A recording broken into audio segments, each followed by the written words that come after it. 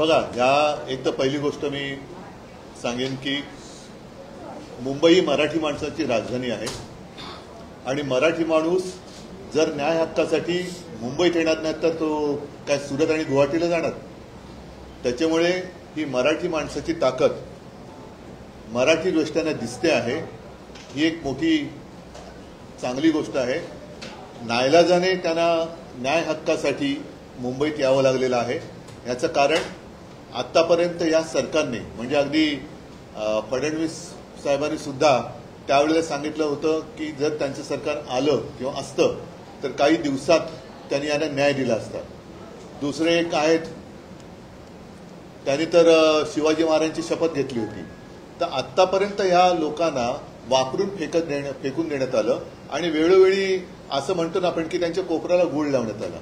आता ही लोक जर का मुंबईत आली असतील तर सरकारने ताबडतोब त्यांच्याशी संवाद साधून त्यांना जो काही न्याय हक्क आहे त्यांचा तो दिला पाहिजे. पण सर, फडणवीस सतत बोलतात 2014ला आम्ही आरक्षण दिलं होतं, त्याच्यानंतर तुमचं महाविकास आघाडीचं सरकार आलं आणि हे आरक्षण तुमचं सरकार टिकू शकतं. पण आता तुमचं परत आले ना, आमचं सरकार पाडलं कशाला मग?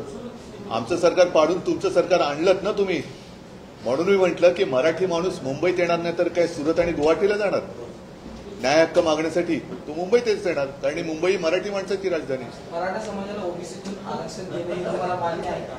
ऐका, या सगळ्या गोष्टी ज्यांनी आरक्षण देऊ हे शिवाजी महाराजांची शपथ घेऊन सांगितलं होतं. म्हणजे सरकार आलं तर आम्ही 6 महिन्यात आरक्षण देऊ हे ज्यांनी सांगितलं होतं तेच लोक सरकार सत्तेमध्ये आहेत. हा प्रश्न तुम्ही त्यांना विचारला पाहिजे, कारण मी जरी काही म्हटलं तरी आज माझ्या हातात काहीच नाहीये. फडणवीस असं म्हणतायत की जरांगेंच्या खांद्यावर बंदूक ठेवून मराठा आरक्षण या विषयाचं राजकारण केलं जातं. कोण आहेत ते बघा ना. हे त्याने ते त्यांच्या पक्षामध्ये किंवा त्यांच्या युतीमध्ये जी काय आता एक घमासान चाललेली आहे हे नेमकं त्यांना ते कोणाला उद्देशून बोलले? त्यांच्या बंदुकीचा रोग कोणाकडे आहे? देवेंद्र फडणवीसांच्या. हे पहिलं त्यांना विचारा की कोणी कोणाच्या खांद्यावर बंदूक ठेवले, हे बंदूक ठेवणारे कोण आहेत? आणि मग एवढं जर असेल तर बंदूक ठेवण्यापर्यंत पाळी तुम्ही का येऊ दिलीत? का नाही सोडत त्यांचा प्रश्न? झालं ना, आता तुम्हाला सुद्धा या नोव्हेंबरमध्ये डिसेंबरमध्ये 1 वर्ष पूर्ण होईल पुन्हा मुख्यमंत्री होऊन. पुन्हा मुख्यमंत्री झाले तरी प्रश्न का नाही सुटत? आरक्षण मुंबई सोडण्याचा न सोडण्याचा निर्धार केला जरांगे. पण म्हणूनच मी म्हटलं काय की आतापर्यंत त्यांना खूप वेळेला फसवण्यात आलं.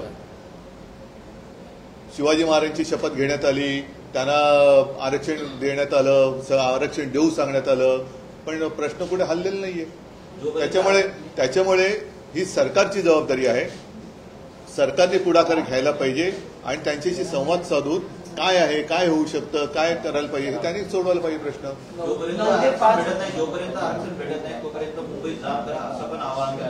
पण म्हणून मी म्हटलं नाही की सगळी जबाबदारी सरकारची आहे.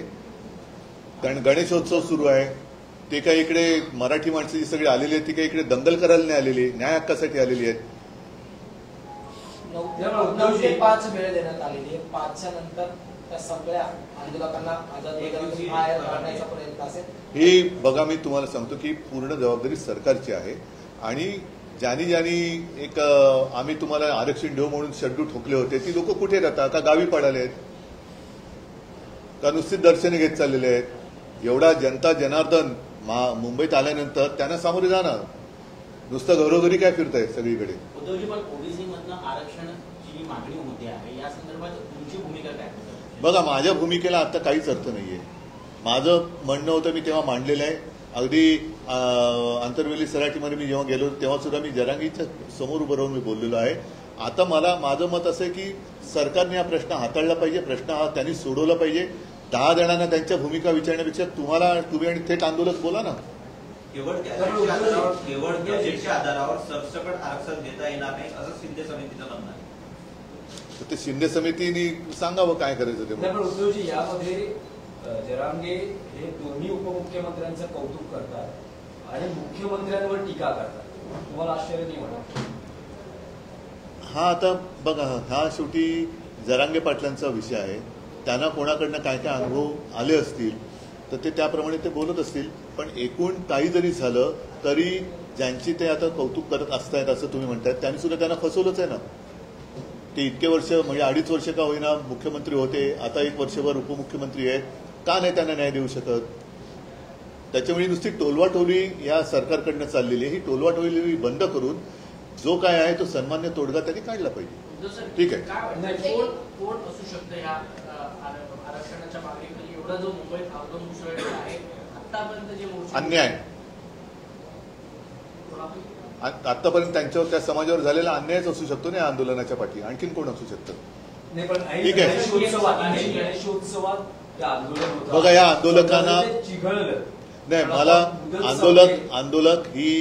आंदोलक हे काही दहशतवादी नाही आहेत. ही मराठी माणसं आहेत. ते त्यांच्या हक्काने विघ्नहर्त्याच्या उत्सवात न्याय मागायला आलेले आहेत आणि त्यांना अशी अपेक्षा कदाचित असेल की सरकार देऊ शकत नाही तर हे विघ्नहर्त्या तूच आमच्यावरचं विघ्न दूर कर.